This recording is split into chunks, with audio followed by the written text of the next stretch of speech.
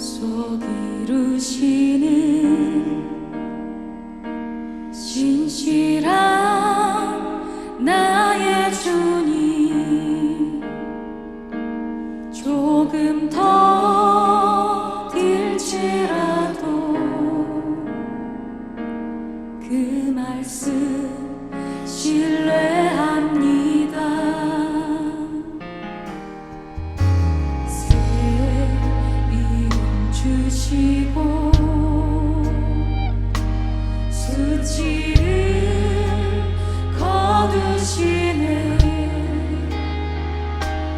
내 믿음 연약할 때 먼저 찾아주시네.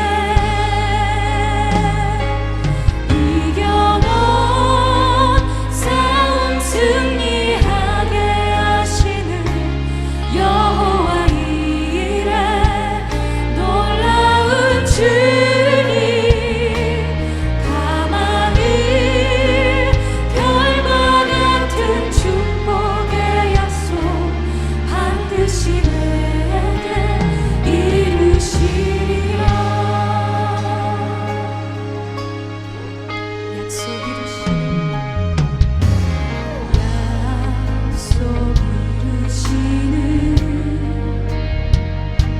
신실한 나의 주님,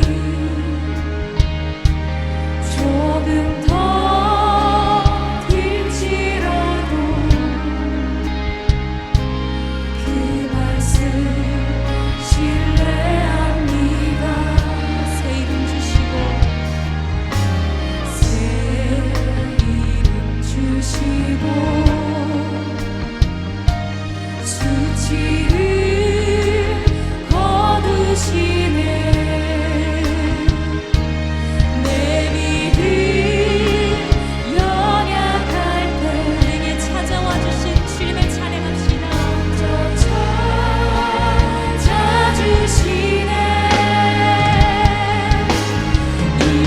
이겨놓은 싸움 승리하게 하시는 여호와 이레 놀라운 주님, 가만히 별과 같은 축복의 약속 반드시 내게 이루시리라.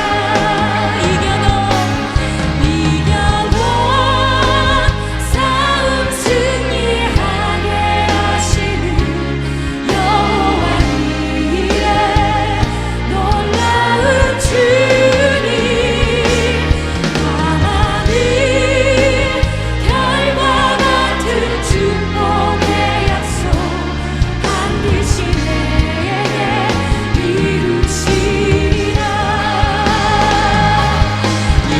이겨놓은 싸움 승리하게 하시는 여호와 놀라운 주님을 찬양합니다. 놀라운 주님, 아멘.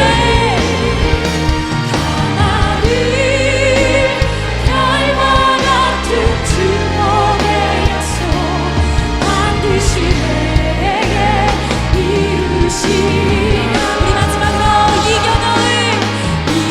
이겨놓은 싸움 승리하게 하시는 여호와 이레 놀라운 주님, 가만히 별과 같은 축복의 약속 반드시 내게 이루시리라. 반드시 내게 이루시리라.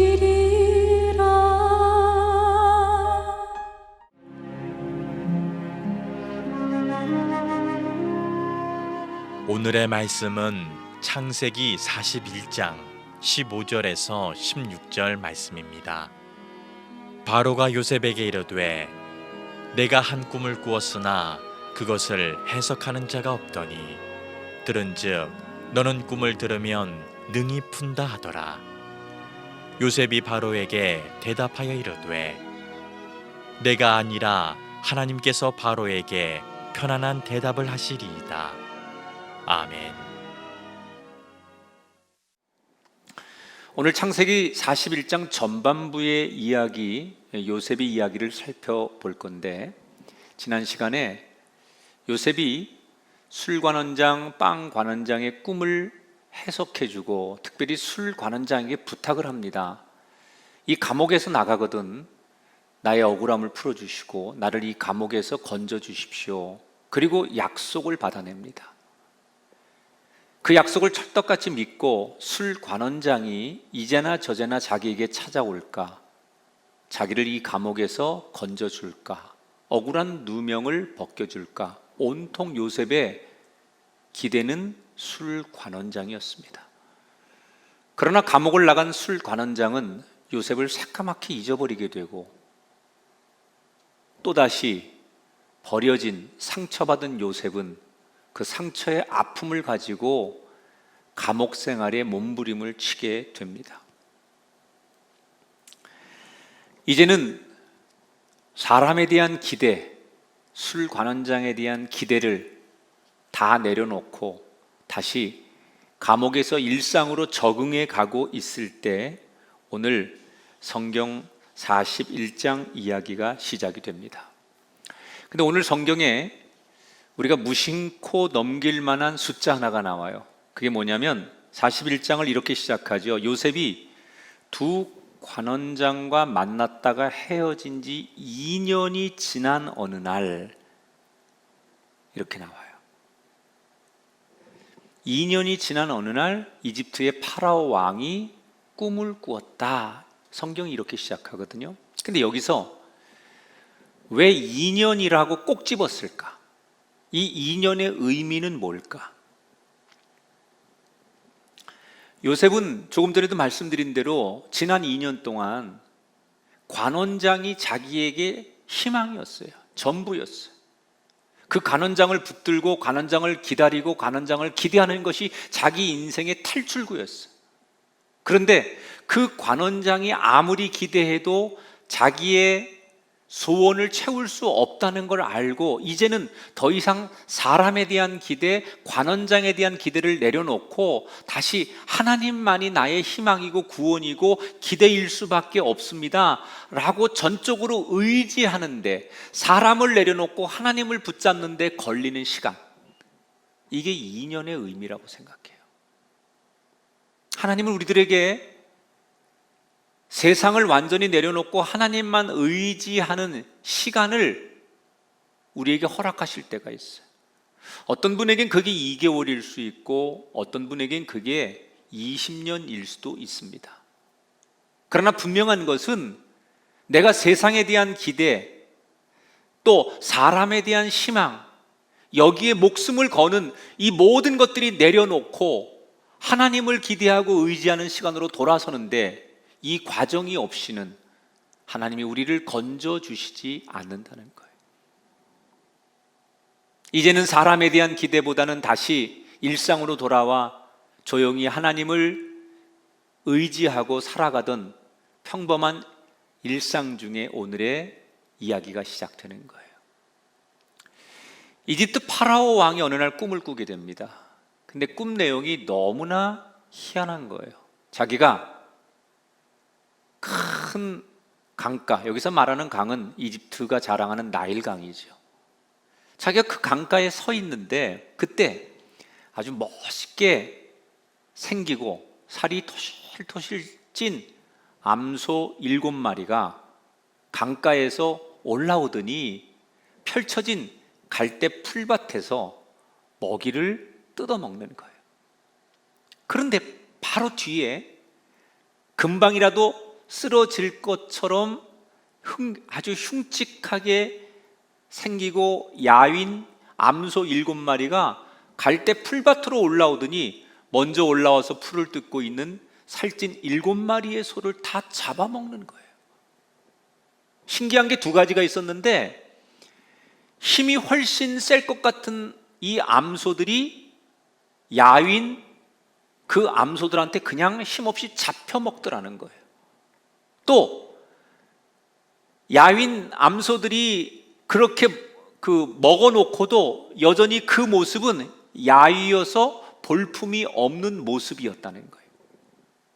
자, 이런 생생한 꿈을 꾼 이집트의 왕 파라오는 이 꿈이 온통 의문투성입니다. 왜 이런 일이 일어났을 것이고 이 꿈에서 주는 메시지는 도대체 뭘까? 잠에서 깨어난 왕은 너무나 생생하고 아주 흉측한 그 꿈을 꾸고 일어나 보니까 온 몸이 식은 땀으로 젖어 있는 거예요. 애써서 이 꿈 별 의미 없는 거겠지, 그렇게 지워버리려고 노력을 하고 다시 잠을 청하게 됩니다. 가까스로 잠이 들었는데 또 꿈을 꾸게 됩니다. 이번에는 한 줄기에서 토실토실하게 잘 여문 7개의 이삭이 나타납니다. 그리고 얼마 뒤 같은 줄기에서 아주 속이 텅 비고 말라 비틀어진 7개의 이삭이 또 나오더니 토실토실한 이삭을 잡아먹는 거예요. 이건 역시 왕이 꿈속에서 이걸 지켜보다가 기겁을 합니다. 말라 비틀어진 이삭은 왜 나오는 거고 토실토실한 그 이삭이 잡혀 먹는 건 무슨 뜻일까? 잠에서 깨어난 왕은 2번 연속 비슷한 꿈을 꾸었는데 도대체 이 꿈이 무엇을 의미하는지 모르고 고민을 하는데 문득 직감적으로 무슨 생각을 하느냐, 내가 무슨 뜻인지는 잘 모르겠지만 이건 분명히 신이 나에게 계시하는 거다, 이런 것을 직감합니다. 그래서 아침에 일어나자마자 신하들을 불러놓고 아주 긴급하게 지시를 합니다. 전국에 있는 무당, 마술사, 또 천문학자, 박사들, 이런 사람들을 다 불러서 내 꿈을 풀어야 되겠다. 불로령의 신하들이 유명한 당대 사람들을 다 왕궁으로 불러들입니다. 그리고 줄을 세워놓고 왕이 꾼 꿈 이야기를 다 들려준 다음에 해석을 요청하는데, 몇 사람들이 자기 방식대로 왕의 꿈을 열심히 해석해 주지만 왕이 듣기에 이거구나 라고 무릎이 처질 만한 그런 명쾌한 해석이 나오지를 않아요.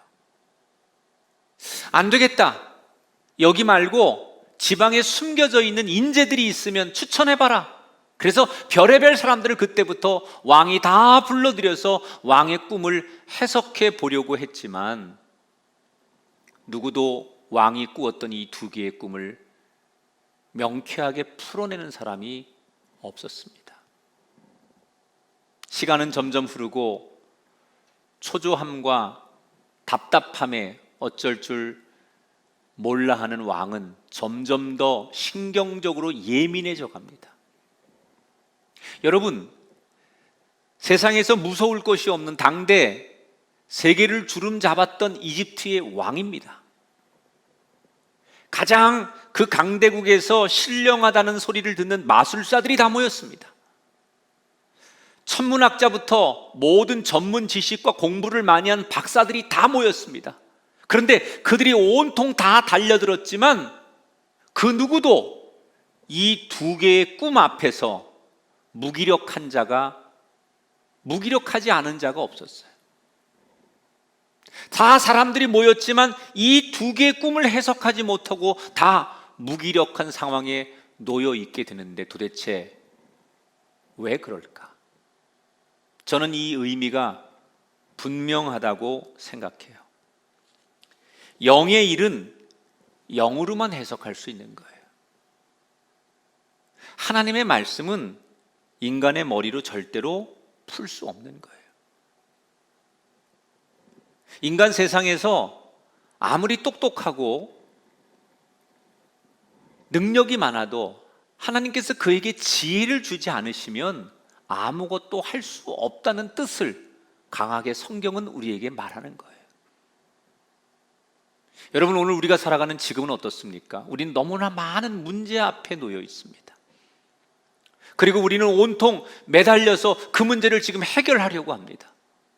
전 세계 박사들이, 전 세계 강대국들이, 모든 힘들이 우리가 당면한 이 문제를 해결해 보려고 다 뛰어들고 매달리고 있지만 지금도 실마리조차 보이지 않아요. 우리는 이런 상황을 어떻게 해석해야 될까요?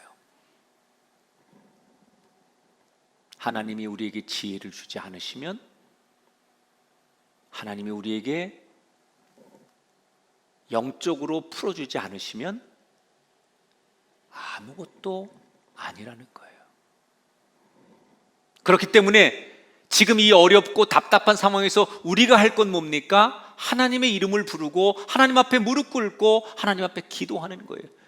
하나님, 우리에게는 당신밖에 없습니다. 지혜를 주시고 하나님의 방법으로 길을 열어주십시오. 여러분이 어떤 답답한 일을 만나서 온 가족이, 내 주변 사람들이 다 도와주려고 해도 해결되지 않는 문제를 만나셨다면, 여러분 가정에서, 일터에서, 거리에서, 또는 이렇게 유튜브로 예배를 드리면서 성전을 바라보고 하나님을 바라보며 하나님의 이름을 계속 부르고 기도하셔야 돼요. 그래, 하나님이 이 세상에서 우리가 풀 수 없는 문제에 대해서 지혜와 영으로 계시하는 거예요. 시간이 지나면 지날수록 왕이 신경질적이고 점점 불안해하자 옆에 있던 비서들도 다급하기는 마찬가지였어요. 그 중에 왕을 모시고 있던 술관원장이 어떻게 하면 왕을 도와줄 수 있을까 고민을 하다가 불현듯 그의 머리에 스쳐 지나가는 한 사람이 있었어요. 바로 2년 전 자기가 감옥에 갇혔을 때 자기의 꿈을 명쾌하게 해석해 주었던 히브리에서 온 젊은 노예. 2년 전에 그 노예에게 감옥 나오면서 자기가 내가 밖에 나가면 너를 잊지 않겠다고 약속했는데 밖에 나와서 지난 2년 동안 새까맣게 그를 잊어버리고 있었어요. 그날 그 노예가 생각나는데 마음 한편으로는 미안했지만 혹시나 그 친구라면 이 왕이 고민하는 이 꿈을 해석해 줄 수 있지 않을까. 그래서 왕에게 있는 사실을 다 보고합니다. 믿져야 본전이니까 불러보자. 요셉이 호출당합니다. 수염을 깎고 머리를 단정하게 하고 왕 앞에 서기 위해서 의복을 갈아입히고, 그리고 드디어 요셉이 당대 최고의 이집트 파라오 왕 앞에 서게 돼요. 여러분, 이 장면이 보통 일입니까? 어떻게 일개 히브리의 노예가 대제국의 왕 앞에 떡하니 서 있을 수가 있습니까? 근데 여러분 생각해 보면, 만약에 2년 전에 요셉이 기대했던 대로, 자기가 소원했던 대로 술관원장의 도움이 즉시 있었다면 지금 왕 앞에 서서 요셉이 왕의 고민을 상담해주고 해결해주는 이런 기가 막힌 드라마는 절대로 없었을 거예요. 결국 그때는 요셉이 원하는 대로, 요셉이 계획한 대로, 요셉이 소원하고 요셉이 뜻하는 대로 되지 않았지만 그 좌절되는 그 순간이 결국 하나님의 또 다른 계획이 실행되는 사인이었다는 거예요. 때때로 지금 내가 기도하고 내가 소원하고 내가 부르짖고 내가 그렇게 간절히 원하는 내 뜻대로 내 길대로 인생이 되지 않을 때 우리 낙심하고 좌절하지만 그 좌절의 순간이 하나님이 나를 또다시 하나님의 뜻대로 나를 축복하는 길로 인도하는 시작일 수 있다는 거예요.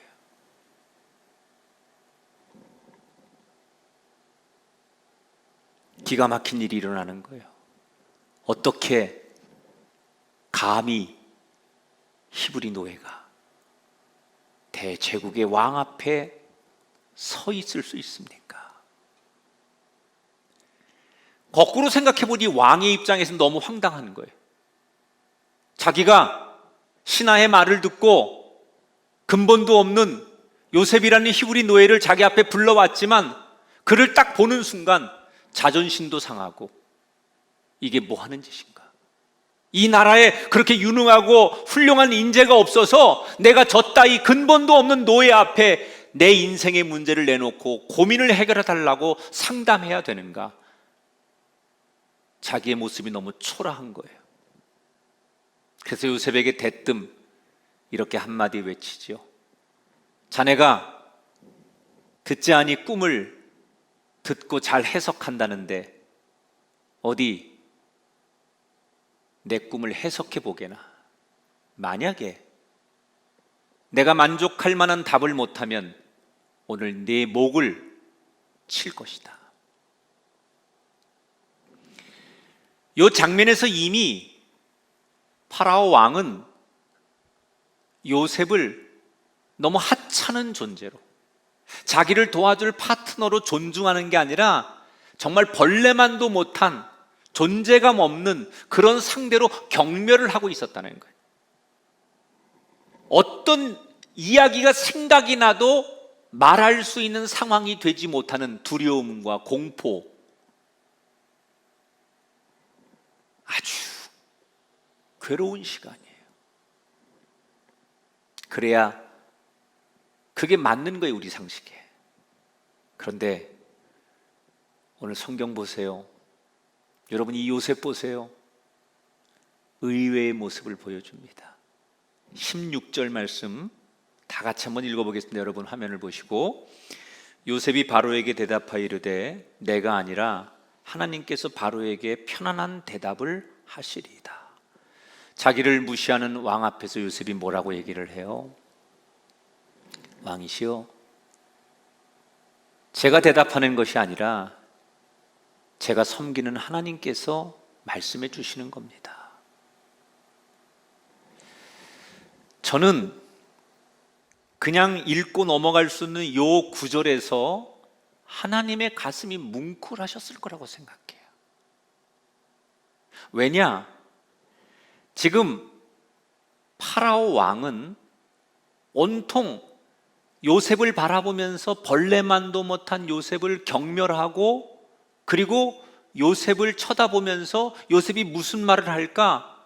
요셉만 지금 바라보고 있는 거예요. 그런데 갑자기 요셉이 자기를 바라보는 그 왕의 시선을 자기가 아닌 하나님께로 돌리게 만들어요. 왕이시여, 내가 대답하는 것이 아니라 내가 섬기는 하나님께서 대답하실 겁니다. 그랬더니 이 왕이 요셉을 바라보다가 요셉이 손가락질로, 아니 요셉이 말하는, 요셉이 지목하는 하나님을 향하여 생각하고 하나님을 바라보고 하나님을 묵상하고 생각하게 된다는 거예요. 저는 이 장면이 요셉의 위대함이라고 생각해요. 여러분, 우리 인생의 목적이 뭡니까? 내가 드러나고, 내가 박수받고, 내가 사람들 앞에 주목받는 것이 아니에요. 내가 아무리 잘되고, 내가 아무리 유명해지고, 내가 아무리 돈 많이 벌고 유능해져도 내가 주목받고 박수받는 것이 우리 인생의 목적이 아니라 나를 통하여 하나님이 영광 받으시고, 사람들이 내가 이뤄놓은 많은 박수받을 만한 일들을 통해 하나님을 바라볼 수 있게 하는 것, 그것이 우리 인생의 목적이 되어야 돼요. 내가 영광 받는 삶이 아니라 하나님께서 영광 받으시는 삶, 이것이 가장 인생을 잘 사는 방법일 텐데, 요셉은 바로 그런 걸 너무나 잘한 사람이에요. 그런데 지금 요셉이 말하는 이 대목에서 그 자리에 있던 모든 사람들이 다 놀랍니다. 왜냐? 당시 이집트의 왕은, 특히 파라오 왕은 살아있는 신입니다. 그런데 그런 왕에게 요셉이 뭐라고 말하느냐? 왕께서 모르는 꿈, 왕이 해결하지 못하는 그 문제를 더 크신 나의 하나님이 풀어주실 겁니다. 이 말을 고깝게 들으면 왕을 비하하고 왕을 깎아내리는 말로 들릴 수도 있어요. 그래서 요셉은 불경한 죄로 죽을 수도 있는 말을 하는 거예요. 굉장히 위험하고 당돌한 얘기를 하는 거예요. 자기의 앞에서 자기의 생사를 쥐고 있는 파라오 왕 앞에서 어떻게 이렇게 담대하게 얘기할 수 있습니까? 그것은 요셉이 믿는 게 한 가지 있었어요. 그게 뭔지 아십니까? 진짜로 이 세상을 주관하는 분은 내가 믿는 하나님이시다.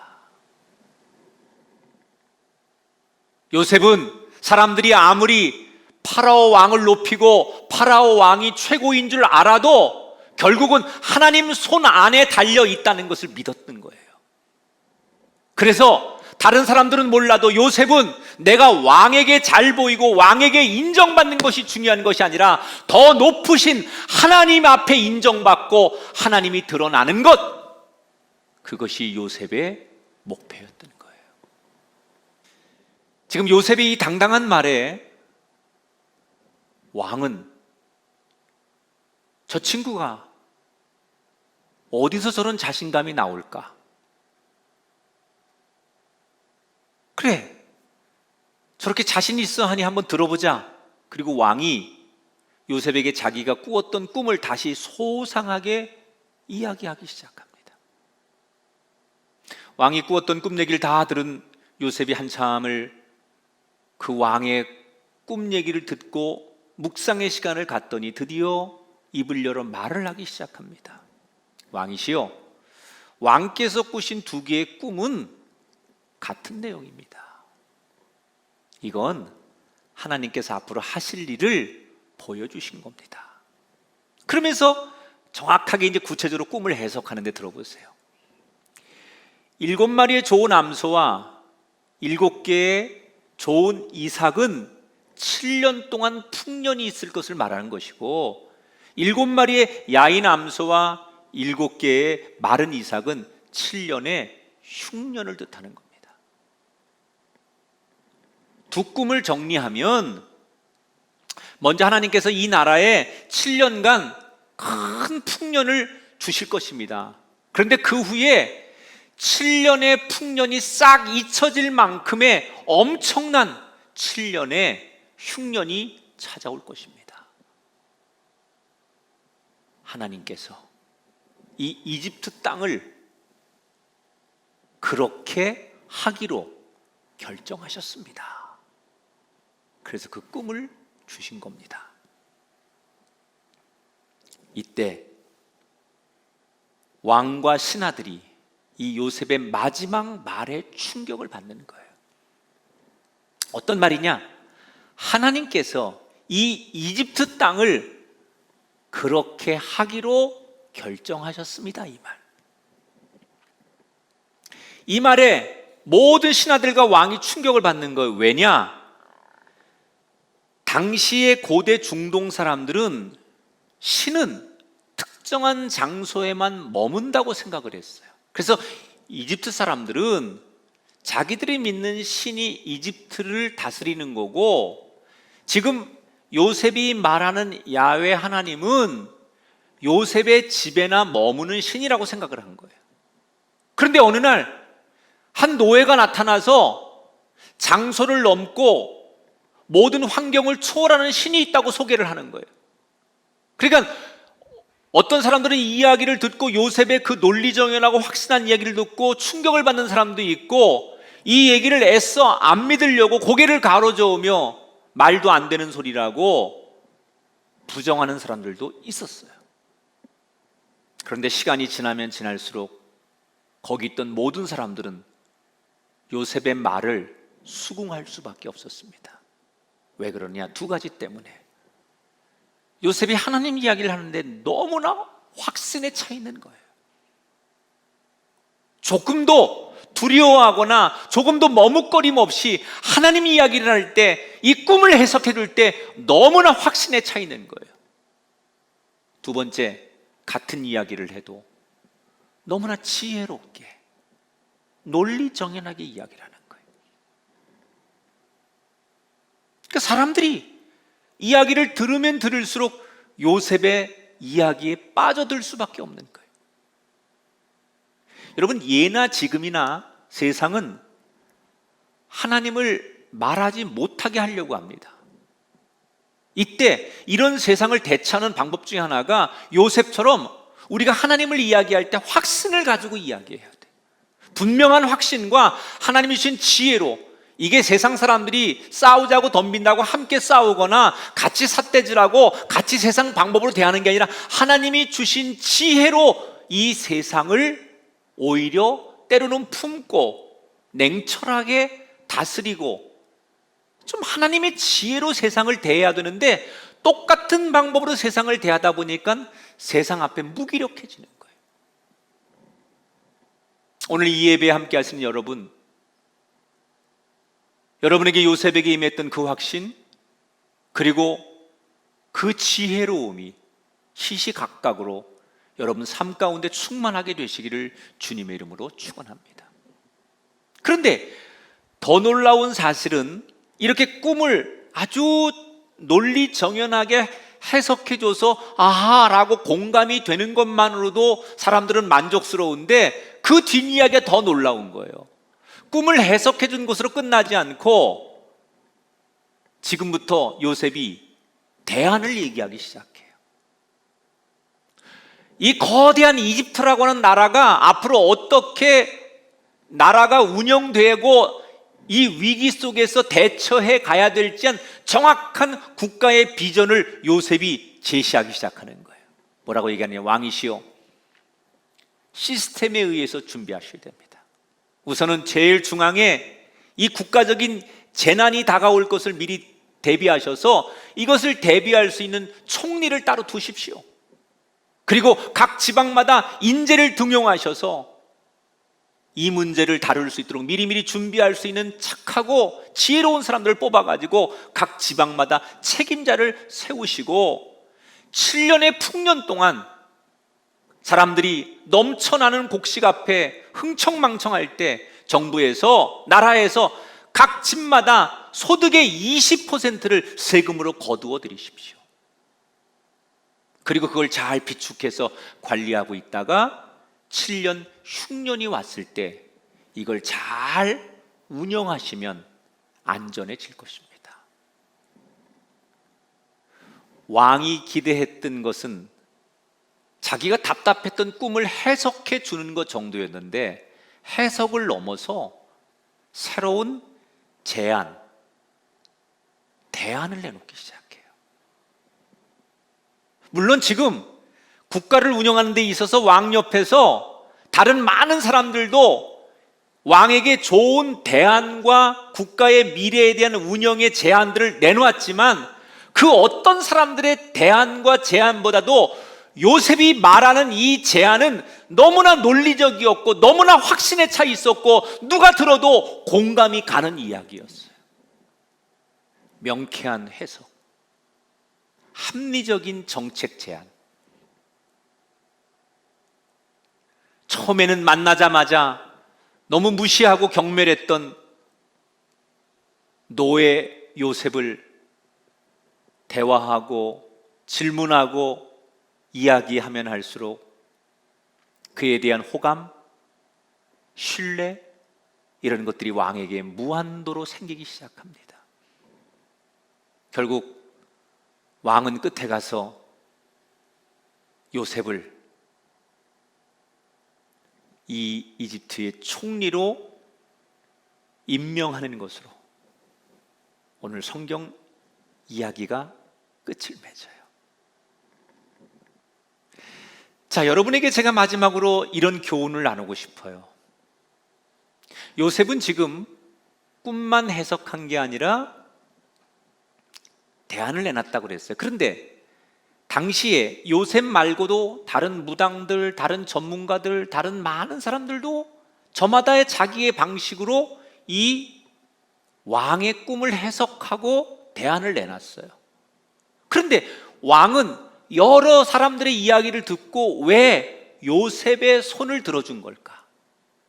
물론 해석이 명쾌한 것도 중요했지만 더 결정적인 것은 요셉이 미래를 예측하면서 내놓은 제한 정책 때문이에요. 국가의 재난에 대비해서 좋은 인재들을 등용하고 인프라를 구축하고 이렇게 예산을 이렇게 책정해가지고 이렇게 대비하라고 하는 논리적이고 구체적인 정책에 왕은 요셉을 무한히 신뢰할 수밖에 없었어요. 그러면 요셉은 자기 나라도 아닌 대제국의 이집트의 노예로 온 사람이 어떻게 이런 비전과 정책들을 거침없이, 요즘 말로 말하면 전문적인 용어를 써가면서 완전히 국가를 꿰뚫어 보는 눈으로 왕에게 이 경제 자문과 정치 자문을 그 어떤 사람들보다도 굉장히 논리적으로 잘했다는 얘기 아니에요. 어떻게 이렇게 잘할 수 있었을까? 가장 쉬운 답은 하나님께서 지혜를 주셨기 때문입니다. 맞습니다. 하나님께서 지혜를 주셨으니까 명쾌한 답을 할 수 있었죠. 그런데 이거 말고 더 중요한 게 있었어요. 그게 뭔지 아십니까? 바로 보디발 밑에서 일했기 때문이에요. 그가 보디발의 밑에서 노예로, 매니저로 그 집 살림을 맡아 일하면서 경영이라는 걸 해본 거예요. 그 집의 흉년의 때를 대비해 봤기 때문에 보디발 밑에서 일을 하면서, 보디발이 왕 옆에 경호대장이었기 때문에 국가의 시스템이 어떻게 돌아가는지, 뭘 고민하는지 이런 것들을 어깨너머로 배우고 들으면서 한 번도 경험해보지 못한 나라는 어떻게 운영되는 거고 무엇이 이집트의 고민인지를 노예 생활을 통해서, 보디발 주인을 통해서 듣고 생각하고 배우고, 이런 시간이 훗날 왕 앞에서 그런 국가적인 제안서를 내놓을 수 있는 탁월함을 갖게 됐다는 거예요. 자, 그러면 요셉이 개인적으로 보디발의 집에서 노예로 살았던 것은 분명히 불행한 시간 아닙니까? 형들한테 노예로 팔려서 남의 나라에 끌려와서 지금 억울하게 종살이하고 노예로 살아가는 이 시간은 분명히 그의 젊은 인생 가운데 가장 불행한 시간이었어요. 그런데 요셉이 어떤 삶의 태도를 가졌느냐? 그 불행한 시간 속에서도 내가 이곳에 내 조국이 아닌 남의 나라에 노예의 신분으로 와 있지만 여전히 이곳에서도 하나님의 다스림이 있고 하나님의 인도하심을 나는 믿습니다 라고 생각하고 살았더니 하나님께서 순간순간 요셉을 높여주셨다는 거예요.